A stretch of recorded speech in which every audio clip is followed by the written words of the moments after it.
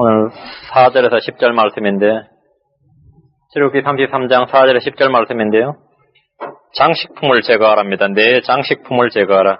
예, 장식품을 제거하라. 6절 말씀을, 출애굽기 33장 6절 말씀을 같이 읽겠습니다. 이에 이스라엘 자손이 호렙산 옆에서 자기들의 장식품을 제거하니라. 이에 이스라엘 자손이 호렙산 옆에서 자기들의 장식품을 제거하니라. 장식품을 제거하라. 자, 기도합시다. 위대하시고 거룩하신 하나님 아버지, 주님 앞에 모든 것을 내려놓고 서로 홀로 대면하는 이런 시간이 되도록 인도하여 주시옵소서. 하나님 아버지, 저희가 단독자로서 주님 앞에 벌거벗은 채로 있는 모습 그대로 나왔습니다. 주님께서 의로 옷 입혀주시고 빛으로 옷 입혀주시고 새 사람이신 우리 주 예수 그리스도로 옷 입혀주셔서 저희로 하여금 부끄러울 것이 없는 사람이 되도록 인도하여 주시옵소서. 저희 몸에 여러 가지 장식품들, 가리고 있는 모든 것들을 다 제거할 수 있도록 해주시길 간구합니다. 오직 주님만, 주님께서 주시는 것들만 저희가 소유하고 붙들 수 있도록 인도하여 주시옵소서. 말씀을 듣기 위해서, 주님을 경배하기 위해서 이 자리에 함께 모인 혼들을 기억하여 주시고 주님께서 이 경배를 받아주시고 연납하여 주시며 저희로 하여금 주의 성신께서, 주의 성령께서 충만히 임하여 주시고 저희를 충만케 하시기를 간구합니다. 주신 말씀에 은혜를 더해 주시고 권능을 주시고 지혜와 명철을 부여하여 주시기를 원하옵고 예수를 송기도합니다. 아멘. 사람은 본래 자신의 본래 모습보다, 자기 자신의 본래 모습보다 좀 더 화려하고 웅장하고 멋있게 보이기 위해서, 자기 본래 모습보다 좀 더 낫게 보이기 위해서 옷을 입고 그 옷만 입는 것이 아니라 이제 몸에 장식을 답니다. 화장도 하고. 어느 나라나 민족이나 금은보석으로 된 다양한 장식품들이 많습니다. 옛날이나 지금이나 마찬가지입니다. 화려한 장신구를 옷과 머리, 손발에까지 달면 자신의 존재 가치를 더욱 돋보이게 할 수 있다고 그렇게 생각을 하는 듯 합니다. 속이 비면 빌수록 밖에 치장을 하게 마련입니다. 속에 있어야 할 것이 없을 때, 속에 마땅히 있어야 할 것이 없을 때 사람들은 밖에다가 무엇을 달아서 또 치장을 해서 메우려고 합니다. 마음속에 숨겨진 사람이 없는 사람들, 마음속에 숨겨진 사람이 없는 여자들은 겉에 화려한 치장을 합니다. 속 사람이 없기 때문에 그 사람만 신경을 쓰는 법입니다. 머리 모양이나 옷 맵시나 핸드백이나 구두 하나하나에까지 명품을 걸친다고 해서 그가 명품의 사람이 되는 것은 아닙니다. 명품을 다 걸친다 해서 명품이 아닙니다. 그러나 그렇게 함으로써 자신도 훌륭한 사람, 멋진 사람인 것으로 여기고 동일시 해달라고 이제 이 세상에 주문을 하는 것입니다. 내가 이런 사람이다, 이렇게. 원래 그런 사람이 아닌데 그런 사람으로 보아달라고 이제 주문을 하는 것이 그게 바로 화장입니다. 온 몸을 금은 보석으로 치장했다고 해서 그 사람이 금은 보석의 가치가 있는 사람이거나 멋진 사람이 아니라는 것은 누구나 다 압니다. 썩어 없어질 그 사람의 온통 신경을 쓰는 사람과 달리 그리스도인들은 속 사람을 단장하고 치장하고 정결하게 하며 세우는데 온 힘을 쏟는 사람들입니다. 특히 그리스도인 자매들은 무엇으로 자신을 꾸며야 하는가 보십시오. 디모데전서 2장 9절에 보면 또 이와 같이 여자들도 단정한 옷으로 자기를 꾸미되 얌전하게 맑은 정신으로 하고 장식한 머리나 금이나 진주나 값비싼 옷으로 하지 말며 오직 경건함을 고백하는 여자들에게 합당한 선한 행위로 하기를 원하노라 했습니다. 이것이 바로 그리스도인 자매들이 자신을 꾸며야 하는 거죠. 화장법입니다. 자매들이 맵시를 내는 방법이에요. 겉이 아니라 속을 단장하는 겁니다. 베드로는 말하기를 베드로전서 3장 4절에 너희가 단장하는 것은 머리를 닦고 금으로 치장하며 옷을 차려입는 외적인 단장으로 하지 말고 오직 마음에 감추어진 사람으로 하되 썩지 아니하는 것 곧 온유하고 조용한 영의 장식으로 할지니 이것은 하나님의 눈앞에서 지극히 값진 것이니라 했습니다. 그러니까 주님이 보시는 사람, 주님이 보실 때 멋있고 맵시는 사람이 있어요. 그것이 뭐냐면 조용하고 온유하고 조용한 영의 장식으로 속 사람을, 마음에 감추어진 사람을 단장하는 것입니다. 그것이 하나님 눈앞에서 지극히 값진 것이다. 지극히 값진 것이다. 그 타락한 죄인들의 특징은 속 사람이었기 때문에 육신을 꾸미고 장식하는 일만 한다는 점입니다. 육신적인 교회, 육신적인 성도들도 마찬가지입니다. 범전 이스라엘 백성들을 보십시오. 그들은 주님이 자신들과 함께 가시지 않겠다. 내가 너희 가운데 함께 가시지 않겠다. 너희 가운데 함께 거하지 않고 너희들과 함께 올라가지 않겠다. 다만 천사만 한 명 너희 앞서 보내주겠다. 이렇게 하자. 정신이 번쩍 들었습니다. 하나님 함께 하시지 않겠다는 겁니다. 지금까지 매 순간에 주님의 인도하신가, 주님의 공급하신가, 주님의 돌보심 속에서 하루하루를 살았습니다. 그런데 모세가 40일 동안 없는 틈을 타서 금송아지를 만들어 찬양을 하고 우상을 섬겼습니다. 하나님은 그들을 벌 주시는 것으로 용서를 하셨지만 그들과 더 이상 함께 하시지 않겠다고 말씀하셨습니다. 성막의 위치가 어디였습니까? 항상 이스라엘을 진영 한중앙이었습니다. 이제 너희 한가운데 있지 않겠다면 이제 이스라엘 진영 한가운데는 주의 성막이 없게 됩니다. 그럼 주의 성막의 진영이 어디로 옮겨지느냐? 진영 바깥으로 옮겨집니다. 진영 바깥으로 옮겨져요. 그들 한가운데 있으면 너희를 진멸해버릴까 모른다고 그러잖아요. 그래서 그게 3절 말씀이죠. 그가 함께 가지 않겠다. 너희 한가운데 있지 않겠다예요. 오늘 이 말씀을 보면 우리 주 예수 그리스도의 십자가를 아주 잘 보여주는 그런 본문 말씀입니다. 주님은 악인들과 죄인들과 동행하기를 거부하셨고 그들 속에 거하시기를 거부하셨습니다. 4절을 보십시오. 백성이 이 나쁜 소식을 듣고 애곡하며 아무도 그 몸에 장식품을 걸치지 아니하니 그 몸에 뭐라 장식품을 걸치지 아니하니 했습니다. 우리도 보통 사람이 죽거나 하면 어떻게 합니까? 사람이 죽거나 뭐 병상을 나거나 하면 우리 조상들도 다 이렇게 옷을 검소하게 입고 베옷을 입거나 이렇게 했습니다. 그러죠? 우리가 뭐 상가집에 가는데 뭐 장식품을 화려하게 차려서 그래 못 가잖아요. 백성이 이 나쁜 소식을 듣고 애곡하며 아무도 그 몸에 장식품을 걸치지 아니하니 했습니다. 사람들에게 좋은 소식과 나쁜 소식의 기준이 뭡니까? 자신에게 유익이 되는 것은 좋은 소식입니다. 자신에게 손해가 되는 것은 나쁜 소식입니다. 성도들에게 좋은 소식이 뭡니까? 성도들에게 좋은 소식. 하나님이 우리와 함께 하신다는 소식입니다. 주님이 이 땅에 육신을 입고 오셨다는 소식이 좋은 소식입니다. 우리를 위해서 십자가에서 못 박혀 죽으시고 부활하셨다는 소식이 좋은 소식입니다. 이런 좋은 소식은 뼈를 기름지게 합니다. 이런 좋은 소식을 계속 들으면 뼈가 기름져진다 이게. 잠언 15장 30절에 눈에 밝은 빛은 마음을 기쁘게 하고 좋은 소식은 뼈를 기름지게 하느니라. 좋은 소식은 뼈를 기름지게 하느니라 했습니다. 뭐 곰탕국 먹는 것보다 이 말씀을 좋은 소식을 자꾸 듣는 것이 말씀을 자꾸 듣는 것이 뼈를 기름지게 하는 방법이에요. 골다공증이나 골수염이나 이런 여러 가지 병을 치료하는 방법이 예방의학입니다. 이런 좋은 소식은 목마른 혼에게 냉수와 같다고 그랬습니다. 잠언 25장 25절에 먼 나라에서 오는 좋은 소식은 목마른 혼에게 냉수 같으니라 했습니다. 먼 나라에서 오는 좋은 소식, 선교사들이 보내주는 소식입니다. 우리 가장 직접적으로 접할 수 있는 소식이에요. 먼 나라에서 오는 좋은 소식은 목마른 혼에게 냉수 같으니라. 우리는 하나님의 복음, 좋은 소식, 기쁜 소식을 세상에 전해주는 사람들입니다. 주님은 약속하셨습니다. 이사야 40장 27절에 처음이신 이가 시온에게 이르기를 보라 그들을 보라 하리라.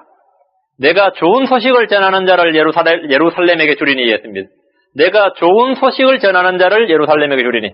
하나님은 대언자, 사도들, 복음 전도자들을 시온에 주셨습니다. 예수 그리스도 자체가 좋은 소식의 주인공이십니다. 이사야 52장 7절에 좋은 소식을 가져오고 화평을 선포하며 복된 좋은 소식을 가져오고 구원을 선포하며 시온에게 이르기를 내 하나님께서 통치하신다 하는 자의 산을 넘는 발이 어찌 그리 아름다운가 했습니다. 우리는 큰 기쁨의 좋은 소식을 세상에 전해주어야 합니다. 전도의 기쁨은 전도자만이 알고 누릴 수 있습니다. 그러나 지금 이스라엘은 좋은 소식이 아니라 나쁜 소식을 들었습니다. 하나님께서 너희와 함께 하시지 않겠다. 너희와 함께 올라가지 않겠다. 그들 가운데 주님이 계시지 않겠다는 소식은 절망적인 소식입니다. 임마누엘의 하나님께서 자신들과 함께 하시지 않으시면 그들은 더 이상 소망이 없습니다. 자신 안에 성령이 임했을 때 사울이 변해서 다른 사람이 되었고 삼손에게 성령이 임했을 때 그런 초인적인 능력을 발휘했지만 그들에게 성령이 떠났을 때 그들의 모습은 초라하고 비참하기 그지없었습니다. 이스라엘의 초대 왕이었고 강력한 자였던 사울에게 성령이 떠났을 때 그의 모습은 이러했다. 사무엘 1장 21절에 보면 길보아의 산들아 너희 위에 이슬이나 비가 내리지 아니하여 헛물을 낼 밭도 없을지어다. 이는 거기서 강력한 자의 방패고 사울의 방패가 비참하게 버림을 받았음이니 마치 사울이 기름 부음을 받지 아니한 것 같았도다. 비천하게 성령을 받았을 때, 성령이 그 안에 거했을 때와 성령이 떠났을 때의 삶의 차이가 이겁니다. 이를 볼 때 성도가 되고 나가 내 되는 것, 나의 나 된 것, 내가 되는 것은 주님의 은혜며 성령의 역사이지 결코 우리 자신의 무엇이 아님을 알 수 있습니다. 내 안에 성령이 임하고 내 안에 주의 말씀이 임하고 주님의 은혜가 임함으로써 지금 내가 되는 것이에요. 그나마. 그러나 이마저 없으면 주님이 우리 가운데 거하지 않으시면 우리 안에 거하지 않으면 완전히 마치 사울이 기름 부을 받지 아니한 것 같았도다. 이렇게 비참한 종말을 맞는 것입니다. 이스라엘 백성들은 주님께서 함께 하시지 않는다는 소식을 듣고 애곡을 하고 몸에 장식품을 걸치지 않고 다 떼내었습니다. 비로소 이들은 회개하기 시작한 것입니다. 주님이 그들 가운데 거하지 않으시며 함께 하시지 않겠다는 소식은 그들이 들을 수 있는 가장 나쁜 소식입니다. 이 소식을 듣고 그들은 애곡을 했습니다. 몸에 장식품을 걸치지 않았습니다.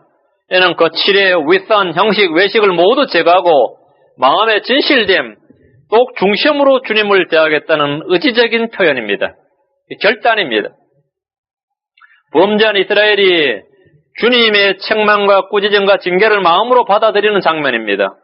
몸에 붙은 모든 장식을 떼어내고 주님 앞에 있는 모습 그대로 나아가려는 것, 자신을 낮추는 것이 회개의 시작이며 주님의 은혜를 입는 길입니다. 주님의 임재가 멀어지고 교제가 단절된 듯 할 때 우리는 이들이 했던 것과 동일한 방식으로 우리의 외식과 위선과 형식의 모든 장식품을 떼어내고 또 중심부에서 주님을 찾고 또 찾아야 됩니다. 그래 겸손하게 주님 앞에 나아가야 됩니다. 때로는 금식을 할 수도 있고 때로는 더 자신을 낮출 수도 있습니다. 혼을 징계할 수 있습니다. 그렇게 장식품을 다 뜯어내고 있는 모습 그대로 가장 자신이 낮아진 모습으로 주님을 찾는 것입니다.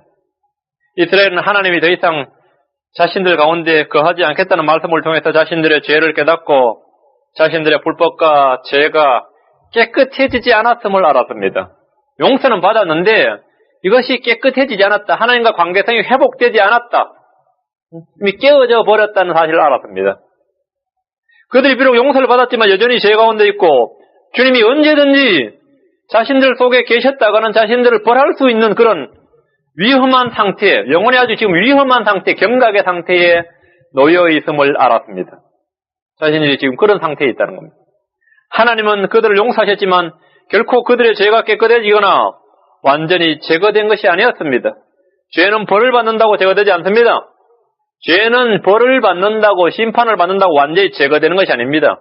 죄는 지옥의 불길 속에서도 여전히 그대로 남아있습니다. 죄를 깨끗하게 할 수 있고 제거할 수 있는 유일무이한 한 가지는 하나님이신 우리 주 예수 그리스도의 피뿐입니다. 이들의 죄는 우리 주 예수 그리스도께서 십자가에서 그 죄를 제거해 주셔야만 완전히 제거가 되고 깨끗하게 되는 겁니다. 그렇게 하면 그렇게 되기 전까지는 깨끗하게 되질 않습니다.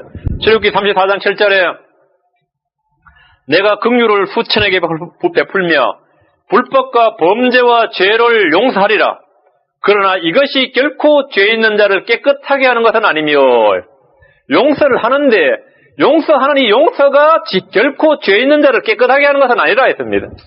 민수기 14장 18절에서도 주는 오래 참고 긍휼이 많아 불법과 범죄를 용서하나 이것이 결코 죄 있는 자들을 깨끗하게 하는 것은 아니며 결코 깨끗하게 하는 것은 아니며 용서를 합니다. 용서가 죄를 제거하는 것이 아니란 겁니다. 구약의 성도들은 죄를 범하면 제사를 드리고 제물을 드리고 회개를 했습니다. 그렇게 하면 어떻게 됩니까? 용서를 받습니다. 용서를 받았습니다. 양이나 염소나 황소를 성전에 가져가서 피를 흘리고 대제사장을 통해서 헌물을 드렸습니다. 그러나 이들은 자신들의 죄가 용서받았다 할지라도 결코 깨끗해질 수 없음을 알았습니다. 짐승의 피로는 결코 죄가 제거되지 않습니다. 히브리서 10장 4절에 이는 황소와 염소의 피로는 죄들을 제거함이 불가능하기 때문이라 했습니다. 그래서 주님의 은혜와 긍휼을 기대하고 구할 수밖에 없었습니다. 반면 우리 신약 성도들은 이미 주님의 완성된 속죄 사역 위에 있습니다. 주님의 완성된 속죄 사역 위에 있습니다. 단번에 영원히 완전히 깨끗하게 제거된 그런 죄가 완전히 제거된 그런 속죄 사역 위에 신약 성도는 그 근거 위에 있습니다. 우리는 언제나 주님을 믿기만 하면 짐승의 피가 아닌 십자가에서 흘리신 하나님 자신의 피, 예수 그리스도의 피로 인해서 죄란 죄가 남김없이 흔적도 없이 깨끗하게 제거됩니다. 죄를 범했을지라도 그 죄를 인정하고 고백하기만 하면 예수 그리스도의 피는 우리를 모든 죄에서 깨끗하게 하십니다.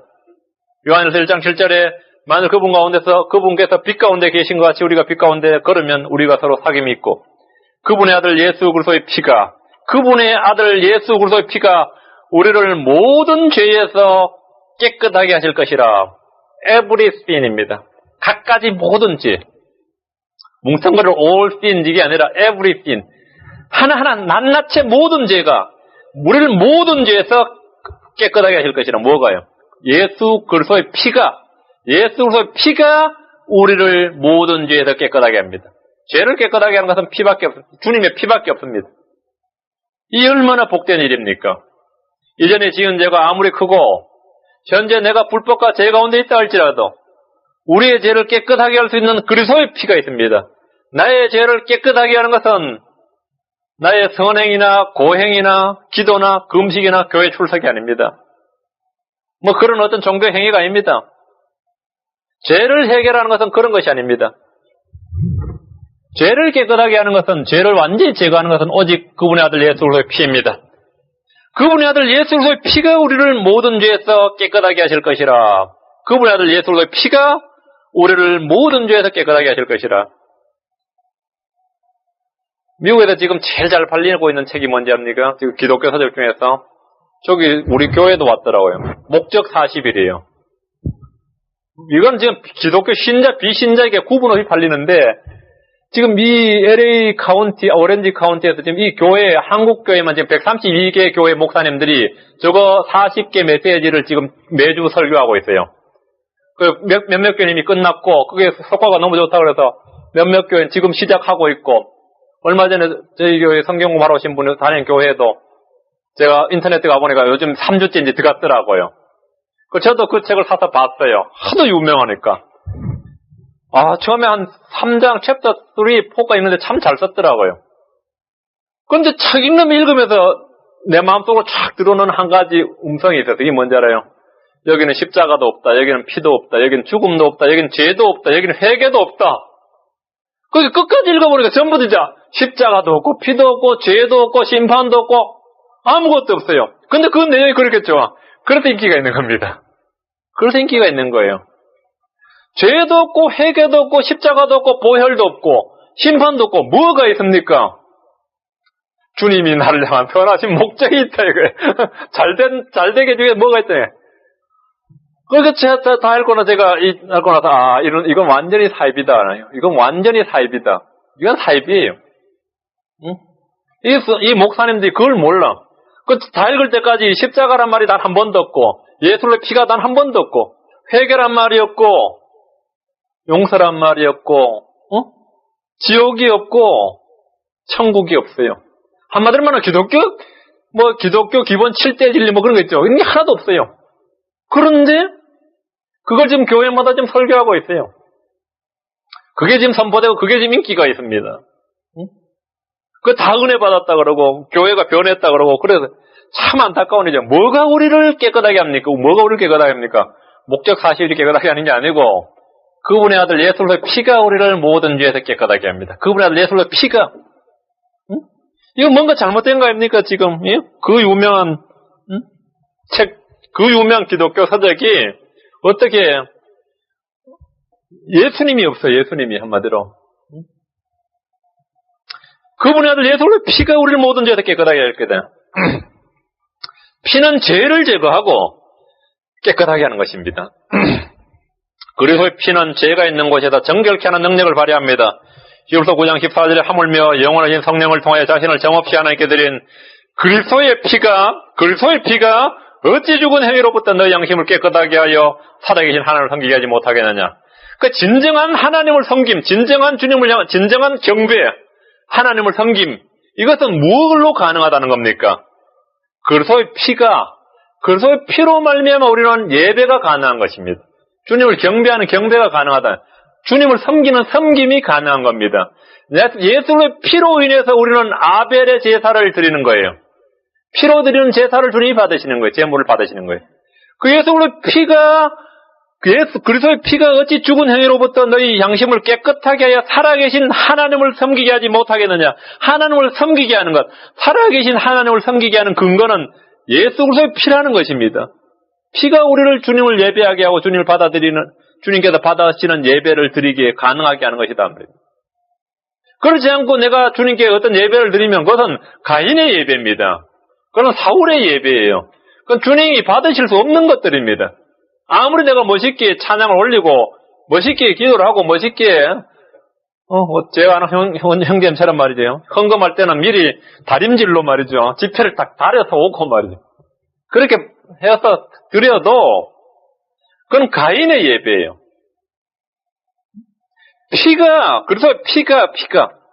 그리스도의 피에 흠뻑 젖은 성도들이 되시길 바랍니다. 이는 자신이 죄인이란 기본적인 인식에서 출발합니다. 단지 벌을 받는 것이 두렵고 주님의 심판이 두려운 것으로 그쳐서는 안 됩니다. 내가 죄인이고 주님이 나 같은 죄인을 살리시기 위해서 피를 흘리셨다는 이 기본적인 사실관계를 내가 인식하고 그것을 믿는 믿음에서 내가 피를 통해서 속죄를 받는 것이, 피를 통해 깨끗해지는 것이다 말이에요. 5절입니다. 이는 주께서 모세에게 말씀하시기를 이스라엘 자손에게 말하라. 너희는 목이 뻣뻣한 백성인즉 내가 순식간에 너희 한가운데 임하여 너희를 진멸하리니 그러므로 이제 내게서 장식품을 제거하라. 그리하면 내가 내게 무슨 일을 할지 알겠노라 하셨습니다. 그래서 내가 너희 가운데 순식간에 임해서 너희를 진멸하리니 그러므로 너희는 이제 내게서 장식품을 제거하라. 겸손하고 낮추고 회개하고 혼을 징계하라는 겁니다. 그리하면 내가 내게 무슨 일을 할지 알겠다. 그럼 내가 다음에 무엇을 할지, 용서를 할지, 아니면 다른 일을 할지 계시해 주겠다는 말씀입니다. 하나님은 모세를 통해 너희는 목이 뻣뻣한 백성인지 이렇게 그들의 이스라엘 민족 민족성, 그들의 본질을 말씀해 주셨습니다. 그들의 본질을 말씀해 주신 겁니다. 그들의 인간성, 인간의 본질이 어떻다는 거예요?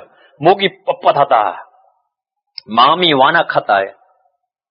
한국 사람 같으면 도저히 해도 안 되면 한국 사람 쓰는 말 있죠. 저놈은 혈통이 나쁜 놈이다. 종자가 나쁜 놈이다. 그게 참 모욕적인 말인데 쌍놈의 집안이다. 그런 거 있죠. 그런 거 있어요. 그거와 똑같은 식의 표현이 뭐냐면 목이 뻣뻣한 백성인즉 마음이 완악한 백성인즉 이런 말씀이에요. 그냥 한마디로 말하면 이놈들은 인간 자체가 되어먹질 않은 놈들이다.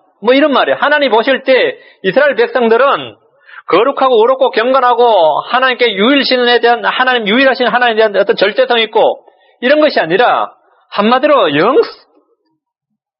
인간 자체가 되어먹지 못한 그런 종자들이다. 이 정도보다 더 심한 말이 너희는 목이 뻣뻣한 백성인지 한마디로 그들의 민족적 정체성의 본질을 나타내는 말이에요. 그들의 자아를 발견하게 하신 말씀이에요. 목이 뻣뻣하고 마음이 완악한 백성이란 말은 비단 이스라엘 백성만 두고 하신 말씀이 아닙니다. 아담의 후손으로 이 땅에 태어난 모든 사람은 다 예외 없이 그럽니다. 사람들 사이에서 가족들 가운데서 아무리 착하고 겸손하게 보여도 그는 목이 뻣뻣하고 완악합니다. 자기가 자기를 잘 몰라서 난 그런 소리를 그래도 저는 지금까지 그런 소리 잘 안 듣고 삽니다. 사람들이 다 저보고 겸손하다고 그랬죠. 사람 좋다는 말 듣고 살았습니다. 그게 저는 복입니다. 이러는데 사실 주님이 그거는 사람들 사이에서 하는 말이고 주님이 보실 때 그 사람 어떤 사람이냐? 주님이 보실 때 그 사람이 어떤 사람이냐면 목이 뻣뻣하고 완악한 사람이에요. 자신의 이런 죄성, 옛사람의 본성, 육신적 기질을 보지 못하면 그는 아직 복음의 진리에서 한참 멀어져 있는 사람입니다. 한참 떨어져 있는 사람이에요. 내가 사실 그러한 사람이다. 남들이 뭐라고 말할지 몰라도 내가 진짜 하나님 앞에 올 때는 나 같은 죄인이었고 나 같은 사악한 사람이었고 나 같은 완악한 사람이었고 나같이 목이 뻣뻣한 사람이 없다. 이것을 내가 깨달아야 돼요. 이걸 깨달아야 돼요. 모든 것보다 거짓되고 사악하고 더럽고 부정한 것이 사람의 마음이란 사실을 알아야 되고 그것이 바로 자기라는 걸 알아야 됩니다. 내가 그렇다. 모든 사람이 다 사악하고 더럽죠가 아니고 모든 사람이 물론 그렇고 내가 사실은 가장 사악하고 거짓되고 더럽고 부정한 사람, 내 마음의 본성이 사실 그런 사람입니다. 예레미야 17장 9절에 모든 것보다 거짓되고 심히 사악한 것은 마음이라 누가 능히 그것을 알 수 있으리요 했습니다. 죄인들은 죄를 짓고 불법을 행하면서도 자신의 죄악된 본성과 사악함에 대해서 잘 모르고 있습니다. 그래서 여전히 주렁주렁 장식품을 달고 자신을 꾸미고 숨기고 자랑하고 뽐냅니다. 그러나 나 뭐 이때까지 살아도 법 없이 산 사람, 법 없이도 살 수 있는 사람이다 그러고 난 누구에게 피해를 줘본 적이 없는 사람이다 뭐 그럽니다. 그러면서 자랑하고 주렁주렁 그렇게 자신을 치장을 합니다. 자신의 본질적인 모습이 아닌 것으로 그 자신의 본질적인 본래 모습이 아닌 것으로 자신의 본질이라고 생각하면서 합니다. 그것이 예절일 수도 있고 교육일 수도 있고 뭐 에티켓이라고 그럴 수도 있고 그 사람이 무엇이라고 할 수 있는데 그런 것들을 다 가지고 그것이 나의 본질이라고 생각하면서 합니다. 그래서 주님은 단숨에 임하여 이런 우리를 진멸하겠다고 하시는 겁니다. 단숨에 임하여. 그래서 장식품을 다 제거해보라는 겁니다. 장식품을 다 제거해보라고. 그렇게 하면 본래의 모습이 나옵니다. 화장하지 않는 얼굴, 조명이 없는 얼굴, 장식도 없고 치장하는 옷도 없다면 사람의 모습은 다 거기서 거기입니다. 주님은 우리의 있는 모습 그대로를 드러내십니다. 있는 모습 그대로 드러냅니다. 제가 군대 신병교육대를 딱 처음 갔을 때 다 그 신병대 옷, 그 누더기 옷을 입혀놓더라고요. 그리고 이제 새로 군복은 이제 6주 훈련 끝나고 나서 딱 입혀가지고 이제 훈련 사열할 때 입고. 그러니까 그래가지고 모자 다 씌워놓으면요. 군화에서 다 똑같아 보여요. 다 똑같지. 뭐 저희가 명문대고 고졸이고 필요 없어요. 다 똑같아. 인간성이 좋고 나쁜. 그냥 일개 사병에 불과해요. 그때는 뭐 군인도 아니지. 뭐 장정에서 시작하잖아요. 장정에서 2병까지. 그 6주 훈련 받으니까 2등병이 되더라고요. 그 6주 훈련 받을 때가 다 똑같아. 근데 군대 다 똑같아요. 다 벗겨놓으면, 세상에 있던 모든 치장을 그냥 군복으로 다 갈아입혀버리면, 나머지 다 벗겨버리고, 그걸로 통일시켜버리면, 다 똑같습니다. 하나님 앞에서, 우리 주님께서 인간의 모든 장식품을 다 제거해버리시면, 인간은 다 똑같습니다. 그 자기 자신의 모습을 알아야 돼요. 그 6절 보세요. 이에 이스라엘 자손이 호렙산 옆에서 자기들 장식품을 제거하니라. 이스라엘 백성들은 하나님의 명령에 따라 자기들 장식품을 제거했습니다. 이 장식품들은 언제든지 우상을 만드는 데 들여질 수 있는 그런 것입니다. 그렇죠? 얼마 전에도 잘 들여섰고 자기들 장식품 때가 우상 만들었어요. 장식을 한번 제거를 해보십시오. 본 모습이 나옵니다. 갖가지 종교 행위들의 장식품을 모두 제거해 보십시오. 직장에서는 신우회를 만들고 어디 가서는 기도회를 인도하고 어디서는 선교를 조직해서 단기 선교를 다녀고 어느 선교지에 헌금을 보내고 새벽에는 새벽 기도를 나오고 저녁에는 철야 기도회를 나오고 또 무슨 행사를 할 때면 열심히 봉사를 하고 그런 모든 행위들의 장식품을 다 제거해 보십시오. 그런 일들을 하지 말라는 것이 아닙니다. 그거 다 해야 되는 일인데 그런 장식품을 주님 앞에 나올 때는 다 제거하고 나오죠. 설교 들을 때도 계급장 떼고 나오라잖아요. 집사, 장로, 권사, 목사 다 떼고 다 떼고 나오라는 거예요. 장식품을 다 제거하라는 겁니다. 그런 일을 장식으로 달고 하지 말라는 겁니다. 장식으로 내가 그런 일을 했다. 이걸 장식품으로 달고 있지 말라는 겁니다. 주님 앞에 자신의 모습, 본래 모습 있는 그대로 드러나게 해주십시오. 여러분 어떤 직분을 맡았대요. 뭐 집사든 교사든 권사든 장로든 무슨 의원이든 간에 교회 내 직함도 다 떼내버리고 주님 앞에 있는 그대로의 모습으로 나아가십시오. 내가 예수 믿은 지가 10몇 년이다, 20몇 년이다, 30몇 년이다, 막 경력도 다 떼내버리고. 우리 교회가 한국 남한에 최초로 세워진 교회다, 그런 분들, 그 교회에 내가 다녔다고요. 그때부터 다녔습니까? 나는 얼마 전부터 다녔는데, 자기 교회가 한국에 최초로 세워진 교회가 소래교회입니다, 소래교회, 남한에. 제가 한번 가본 적이 있습니다. 근데 저는 그렇게 알고 있는데 다른 교회 가니까 또 아니라더라고. 자기들 교회가 제일 먼저 세워졌다고 그러는데 제가 알기로는 소래교회라는 교회가 제일 먼저 선교사들이 사랑방에서 시작한 그런 교회예요. 4명이 시작한. 남한에서는 그걸 더 들었습니다. 근데 자기가 지금 그 교회에 다니고 있다. 자랑스럽죠. 그걸 다 떼내버리고 주님 앞에 있는 그대의 모습으로. 이스라엘 백성들은 주님의 명령에 따라서 자신들의 장식품을 다 제거했습니다. 6절에 바로 그 말씀이죠. 이에 이스라엘 자손이 호렙산 옆에서 자기들 장식품들을 제가 아니라 우리는 모두 주님 앞에 단독자로 서야 합니다.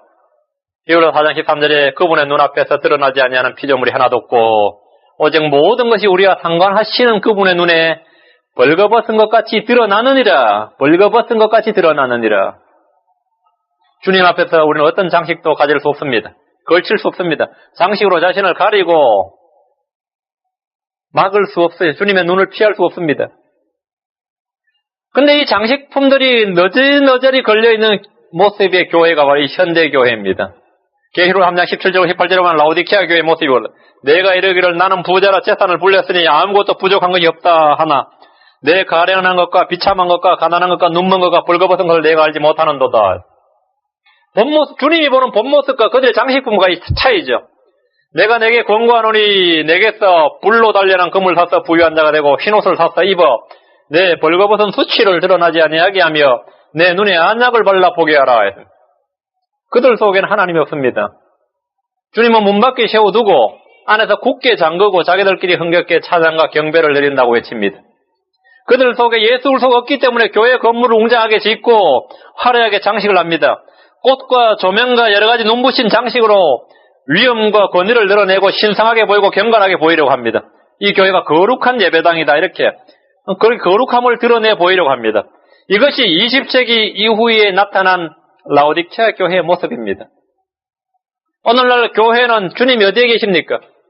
주님이 문 밖에 서 계십니다. 계시록 3장 20절에 볼지어다 내가 문 앞에 서서 두드리오니 이 라오디케아 교회 하는 말입니다. 누구든지 내 음성을 듣고 문을 열면 내가 그에게로 들어가 그와 함께 만찬을 먹고 그는 나와 함께 먹으리라. 교회는 주님을 문 밖에 둔 채 예배를 드립니다. 교회들은 주님을 저 하늘에만 모셔둘 뿐 결코 자기 마음속에 모셔드리질 않습니다. 교인들의 특징이 하나님 아버지 하늘에 계신 하나님 아버지 하면서 하늘에만 하나님이 계시지 자기 마음속 자기 한 중심 속 중심부에 주님을 모셔드리질 않습니다. 마음속에 내 안에 주님이 없으면 주님이 하늘에만 계시면 저 셋째 하늘에만 계시면 그 사람 구원받은 사람 아닙니다. 셋째 하늘에 계신 주님은 내 안에도 계셔야 됩니다. 마음속에 주님이 없으면 외양을 꾸미고 가꾸고 포장하게 됩니다. 육신을 신뢰하게 되고 자랑하게 됩니다.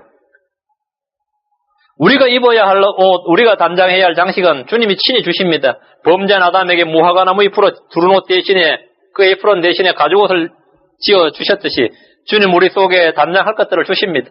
속이 단장되면 겉은 아무것도 아닙니다. 우리는 뭘로 다 자신을 단장하나? 명철로 자신을 단장할 수 있습니다. 우리는 정금이나 진주나 사파이어가 아니라 주님의 지혜와 명철로 자신을 단장해야 합니다. 욥기 28장 12절에서 20절에 보면 그러나 지혜는 어디서 찾는가? 명철이 있는 곳은 어디인가? 사람이 그 값을 알지 못하며 산자들의 땅에서는 찾을 수 없구나.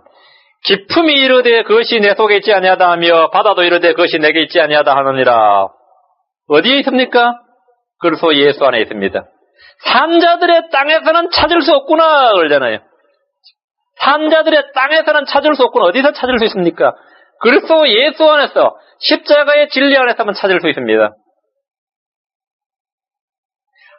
그것은 금으로 얻지 못하며 은을 달아서도 그 값을 치르지 못하리니 오빌의 금이나 징기한 줄마노나 사파이어로도 그 값을 매기지 못하였고 황금과 수정이라도 그것과 견주지 못하며 정금 장식으로도 바꾸지 못하고 산호나 진주는 말할 필요도 없나니 이는 지혜가 루비보다 더 값지기 때문이라. 이디오피아의 황옥이라도 그것과 견주지 못하며 순금으로도 그 값을 매기지 못하느니라. 이러하거늘 지혜는 과연 어디서 오는가? 명철이 있는 것은 어디인가? 무엇으로 우리를 단장하라는 겁니까? 지혜와 명철로 우리를 단장하라는 겁니다. 지혜와 명철로 우리를 단장하라. 다음 주를 두려워함으로 말씀을 지키는 것으로 자신을 장식할 수 있습니다. 사무엘 1장 7절과 9절에 보면 주를 두려워하는 것이 지식의 시작이거늘 어리석은 자들은 지혜와 훈계를 멸시하느니라. 내 아들아 내 아버지의 훈계를 들으며 내 어머니의 법을 버리지 말지니 이는 그것들이 내 머리에 은혜의 장식이 되고 내 목에 사슬이 될 것임이니라. 은혜의 장식이 되고 지혜는 뭐라고요? 은혜의 장식이 된다. 지혜를 받고 아버지의 훈계를 들으며 어머니의 법을 버리지 않으면 그것이 머리에 은혜의 장식이 된다. 내 목에는 사슬이 될 것이다. 이것이 이렇게 자신을 단장하라는 겁니다. 이런 걸로 단장하라요.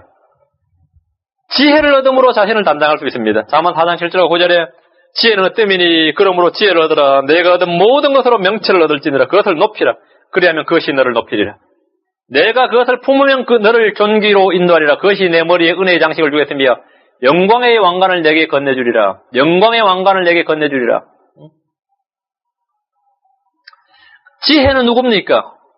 예수 그리스도가 지혜입니다. 하나님의 지혜입니다. 하나님의 지혜예요. 십자가에 못 박힌 그리스도는 하나님의 지혜입니다. 하나님의 권능입니다. 그 십자가에 못 박힌 그리스도, 그 그리스도를 여러분이 높이면 그 주님은 우리를 존귀로 인도하십니다. 그리고 그 주님이 우리에게 뭘 주신 거예요? 은혜의 장식을 주시고 영광의 왕관을 내게 건네주리라. 영광의 왕관을 내게 건네주리라. 성경에 나오는 5가지 크라운이 있잖아요. 크라운. 왕관을 건네주리라. 우리를 자신을 가장 영광스럽게, 자신을 가장 존귀하게 꾸밀 수 있는 방법. 맑은 정신으로 자신을 장식할 수 있습니다. 디모데전서 2장 9절 나오죠? 또이아가 지혜자들로 단장한 옷으로 자기를 꾸미되 얌전하게 맑은 정신으로 하고, 얌전하게 맑은 정신으로 하고. 그다음 베드로전서 3장 4절에는 온유하고 조용한 영으로 장식하라. 온유하고 조용한 영으로. 오직 마음에 감추어진 사람으로 하되 썩지 아니하는 것 곧 온유하고 조용한 영의 장식으로 할지니. 이것은 하나님의 눈앞에서 지혜가 값진 것이니라. 영의 장식으로. 이렇게 장식하라. 이것들이 아니라 주님이 주신 장식품이 아닌 사람이 만든 이 땅에서 나는 어떤 장식품으로 자신을 두르지 말라는 것. 주님 앞에 나올 때는 그것들을 가지고 나오지 말라는 겁니다. 우리가 주님 앞에 은혜의 보좌 앞에 나아갈 수 있는 유일한 근거는 내가 무엇을 많이 했기 때문이 아니고 내가 무엇을 이루었기 때문이 아니라 우리 주 예수 그리스도의 피의 속죄로 인해서 그 피를 근거로 주님 앞에 나아갈 수 있습니다. 다른 무엇이 없습니다. 7절입니다. 출애굽기 3장 7절 다시. 모세가 성막을 취하여 진영 밖에 쳤어. 잘 보세요. 모세가 성막을 취하여 진영 밖에 쳤어. 진영 밖에 쳤어. 본래 지금까지 성막은 어디 있었습니까? 이스라엘 진영 한가운데 있었습니다. 근데 모세가 성막을 취하여 성막 진영 밖에 쳤어. 진영 밖에. 뭐 생각나는 구절 있죠? 히브리서. 그죠? 진영 밖에. 예. 진영 밖에 쳤어. 진영과 멀리 떨어지게 하고. 예, 이게 갈보리 십자가입니다. 도성 밖에, 진영 밖에 십자가는 세워져요. 진영 밖에 회중의 성막이라 부르니, 그리고 거기다가 그걸 회중의 성막이라 부르니 주를 찾는 자는 다 진영 밖에 있는 그 회중의 성막으로 나아갔으며, 이제 진영 안에서 주님이 거하시고 계시는 것이 아니라 이제는 진영 밖에 주님이 회중의 성막이 거기에 있으니까 성도는 진영 밖으로 나아가야 됩니다. 진영 밖으로 주님을 만나기 위해서 진영 밖으로 나아가야 돼요. 그 회중의 성막으로 나아가야 됩니다. 우리는 예수를 만나기 위해서는 주님 진영 밖에 계신 그분 앞으로 나아가자 그러는 겁니다. 나아가자. 하나님께서 범죄한 이스라엘 회중 한가운데 계시지 않겠다고 하시자 참 모세가 지혜롭죠. 모세가 하나님의 계시를 받은 거예요. 모세는 성막을 취해서 진영 밖에다가 쳤습니다. 성막을 취해서 진영 밖에 쳤어요. 왜? 진영 안에 너희 한가운데서 내가 언제든 너희를 진멸해버릴지 모른다 그러잖아요. 그러니까 죄인들이 예수의 피를 내가 받아서 내가 깨끗하게 되고 속죄함을 입고 제가 완전히 제거되어야 내 안에 성령이 임할 수 있지. 예수를 믿지 않고 성령이에서 성령이 임하면 그 사람 죽습니다. 응? 그건 진멸되는 거예요. 성령 외치다 성령 임할 수도 없지만 설령 임해버리면 죽는 거예요. 거룩한 영이 어떻게 죄도 제거되지 않고 깨끗해지지 않는데 그 속에 임할 수가 있습니까? 예수의 십자가가 먼저고 다음에 성령이 임하는 겁니다. 그래서 하나님께서는 너희 이스라엘 한 진영 한가운데 거하지 않겠다는 거예요. 그러니까 진영 밖에 두는 겁니다.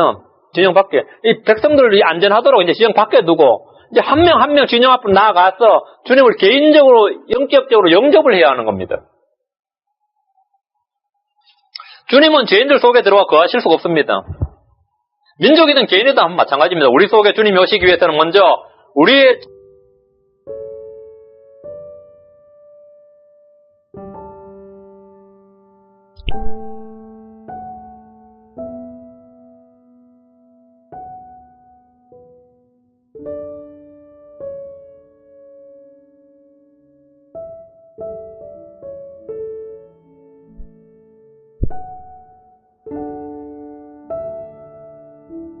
주님이 우리 안에 들어와서 거하시게 되면 우리는 모두 진멸되고 맙니다.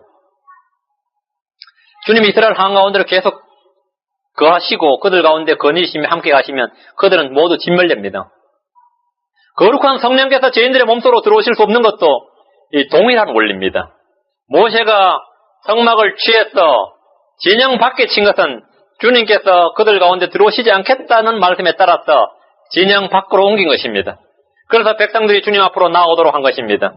백성들이 이제 주님 앞으로 나오도록 하라면 진영 밖에 계신 주님께 나와서 죄 문제를 해결받아야 주님은 그들 속에 거하실 수 있게 됩니다. 이는 신약의 십자가의 진리를 선명하게 보여줍니다.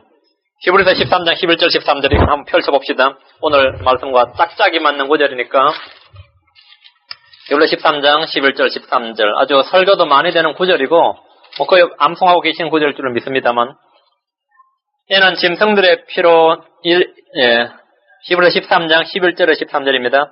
이는 짐승들의 피는 죄로 인하여 대제사장이 성소안으로 가지고 들어가고 그것들의 몸은 진영 밖에서 불사르기 때문이라. 그러므로 예수님께서도 자기 자신의 피로 백성을 거룩히 구별하시려고 성문 밖에서 고난을 당하셨느니라. Without the camps. 성문 밖에서 고난을 당하셨느니라. 그런즉 우리가 그분의 수치를 짊어지고 어디로요? 진영 밖에 계신 그분께로 나아가자. 어디? 진영 밖에 계신 그분께로 나아가자. 진영 밖에 계신 그분께로 나아가자. 주님은 진영 밖에서 고난을 당하셨고 죽으셨습니다. 우리는 주님을 만나기 위해서 진영 밖으로 가야 합니다. 갈보리 십자가로 나아가 죄인된 자신을 정결하게 해야 합니다. 누구든지 진영 밖에 계신 주님께 나아갈 때 주님은 그의 죄를 깨끗하게 제거해 주시는 것입니다. 죄를 용서해 주시는 것은 물론이고 깨끗하게 제거해 주십니다. 그리고 성령이 우리 한가운데 들어와 거하시는 것입니다. 출애굽기 다시 갑니다. 8절입니다. 이것이 복음의 진리입니다. 복음의 진리. 이 마음속에 믿음으로 이루어지는 일이에요. 모세가 성막으로 나아갈 때는 온 백성이 일어나 저마다 자기 장막문에 서서 모세가 성막문에 들어갈 때까지 그를 바라보았더라. 진영 밖을 이제 쳐다보고 있는 겁니다. 장막에 섰어. 전에는 자기들 한가운데 성막에 있었으니까 그냥 됐는데 이제는 전부 서서 이제 모세를 다 쳐다보고 있는 겁니다. 성막문에 모세가 성막에 들어갈 때까지 그를 바라보았더라. 백성들이 일어나 자기 장막문에 서 있었을 때 이제 모세가 이제 성막문에 혼자 나아갔습니다. 마치 이것은 우리 주 예수 그리스도를 예표하는 모습이지. 근데 백성들은 일어나 자기 장막문에 서 있었을 뿐이지 진영 밖에 계신 주님께로 나아가지 못하고 모세를 바라만 볼 뿐이었습니다. 하나님을 두려워할 줄 알았지만 주님의 임재를 체험하고 그분 앞에 끌리는 그런 경험은 없었습니다. 너무 두려웠죠. 우리는 멀리서 십자가를 바라보는 자들이 아니라 그분 앞으로 나아가야 됩니다.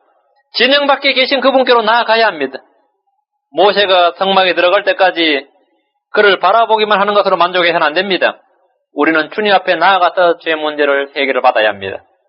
주님이 나를 대신해서 나를 위해서 피 흘려 죽으신 것을 볼 뿐만 아니라 내가 바로 그 십자가에 못 박혀야 합니다. 이것이 참된 복음입니다. 9절입니다.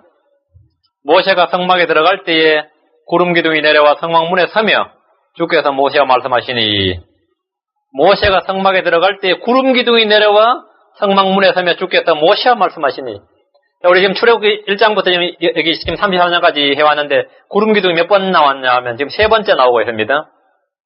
지금 세 번째예요. 첫 번째 구름 기둥은 언제 나왔습니까? 출애굽기 13장 21절 22절에서 나왔어요. 출애굽기 14장 21절 22절에 주께서 그들 앞에 가시면 낮에는 구름 기둥으로 그들의 길을 인도하시고 밤에는 불 기둥으로 그들에게 빛을 주사 밤낮으로 가게 하셨으며 낮에는 구름 기둥 밤에는 불 기둥을 백성 앞에서 옮기지 아니하셨더라 이랬습니다. 출애굽할 때 처음에 구름 기둥과 불 기둥이 나왔죠. 첫 번째 때. 이때 구름 기둥은 이스라엘을 인도하는 구름 기둥, 그러니까 하나님의 인도하심을 나타내는 구름 기둥입니다. 그 인도하시는 하나님을 상징하는 구름 기둥이에요. 의미가. 그 두 번째는 언제 나타나냐? 구름 기둥이 언제 나오냐면 출애굽기 14장 19절과 20절에 나와요. 그건 언제냐면 파라오가 추격했을 때 그게 이제 구름 기둥이 나오죠. 이스라엘의 진영 앞에 가던 하나님의 천사가 이동하여 그들 뒤로 가매 그들 앞에 있던 구름 기둥도 그들의 뒤로 옮겨가서 이집트 사람들의 진영과 이스라엘의 진영 사이에 이르러 서니라. 이 구름 기둥이 저들에게는 구름과 흑암이 되었고 이들에게는 밤에 빛을 주었으므로 밤새도록 저편이 이 편에 가까이 오지 못하느니라. 그 두 번째 구름 기둥은 뭡니까? 보호하는, 이스라엘을 보호하는 구름기둥입니다. 하나님의 보호하심을 드러내는 그런 구름기둥입니다. 적을 막아주고 빛을 주는 구름기둥이죠. 오늘 본문에 나오는 구름기둥은 뭡니까? 지금 여기 뭡니까? 모세와 말씀하시니 그러잖아요. 구름기둥이 내려와 성막문에 서며 주께서 모세와 말씀하시니 이건 뭡니까? 커뮤니언, 주님과 교제하는, 주님과 성도와의 교제를 나타내는 구름기둥. 교제의 구름. 여기 보면 교제하는 교제의 구름기둥입니다. 이게 세 가지 구름기둥이 출애굽기에 나오는데, 인도하시는 하나님, 보호하시는 하나님, 교제하시는 하나님입니다. 교제하시는. 주께서 모세와 말씀하시니라는 말씀이 9절, 이 구절에 조심하셔요. talk with Moses예요. talk with, talk to가 아니고 주께서 모세에게 말씀하시니가 아니라 주께서 모세와 말씀하시니. 주께서 모세와 말씀하시니. 그렇죠? 주께서 모세와 말씀하셨으니까 교제죠. 교제다. 모세에게 말씀하시면 지시나 명령인데 모세에게 말씀이 아니라 모세와 말씀하셨대. 교제하시는 하나님. 주님은 교제하시는 하나님이십니다. 주님은 자신의 성도들, 자신의 종들과 말씀하시는 하나님이십니다. 종들과 말씀하시는 하나님이십니다. 우리가 날마다 주님과 교제하고 주님과 대화를 나누는 것입니다. 10절입니다. 온 백성이 성막문에 구름기둥이 서 있음을 보고 이 영광의 임재거든요. 주님의 이 쉐키나의 영광의 임재예요. 온 백성이 성막문에 구름기둥이 서 있음을 보고 다 일어나 저마다 자기 장막문에서 경배하더라. 백성들은 우상을 경배했던 것을 돌이키고 얼마 전에 우상을 경배했잖아요. 금송아지 만들어놓고 이제 주님의 임재 앞에서 자기 장막문에서 주님을 경배했습니다. 우리는 저마다 육신의 장막을 입고 있습니다. 모두 순례자들입니다. 우리는 언제나 주님의 임재를 체험하고 그 자리에서 이 장막문에서만 우리 육신을 입은 그 채로 주님을 경배하는 그런 성도들이 되어야 합니다. 우리 다 같이 이 시간 이 말씀을 기초로 잠깐 기도합시다. 기도합시다. 위대하시고 거룩하신 하나님 아버지, 우리가 참으로 모든 장식품을 다 떼어내고 그것이 신앙의 경력이든지 연수든지 주님 앞에 행하신 일이든 주님 앞에 우리가 행한 일이든지 열심이든지 기도든지 또 아니면 어떤 교회든지 우리가 어떤 직분을 맡아서 그 직분이든지 모든 것을 다 떼어내고 우리가 주님 앞에 벌거벗은 것처럼 있는 모습 그대로 나아가서 참으로 주님의 임재하심을 체험하고 주님이 우리 속에 거하심을 체험하는 그런 성도를 되도록 인도하여 주시기를 간구합니다. 주님께서 우리를 인도하여 주시고 우리를 보호해 주시고 우리가 교제하시는 하나님이심을 인해 진실로 감사합니다. 사랑하는 아버지 하나님께서 저희들을 불쌍히 여겨주시고 은혜 위에 은혜를 더하여 주셔서 저희를 하여금 늘 참으로 이 세상에 무엇으로 자신을 장식하고 거칠애를 두르는 것이 아니라 지혜와 명철로 자신을 장식하고 고요한 영으로 단장하고 지혜로 주님이 주신 이 말씀을 지킴으로써 우리의 속사람을 단장하는 그런 성도들 되도록 인도하여 주시기를 간구합니다. 전나시고 거룩하신 주님께서 이 시간 복을 주시고 들은 말씀이 성도들 안에 깊이 각인되게 하여 주시기를 원하옵고 성도들의 마음속에 깊이 뿌리 내리도록 도와주시고 이 말씀이 역사에서 열매 맺도록 도우시기를 간구합니다. 주의 성령께서 영광의 구름기둥이 임하였던 것처럼 늘 저희 가운데 임하여 주시기를 간구하고 소원합니다. 감사를 드리고 예수를 섬기도합니다. 아멘.